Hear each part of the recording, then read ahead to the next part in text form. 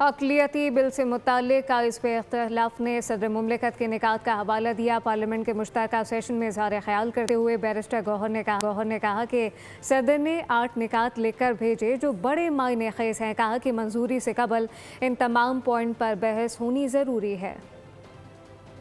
बड़ा क्लियर है इनका।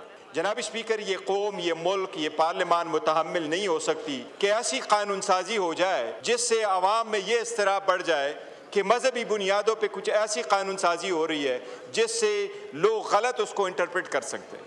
आज इस एजेंडे के मुताबिक आपने 7 लॉज पास करने हैं और ये 7 के 7 लॉ वही है जो सदर ने इसको अपना एसेंट रोका है।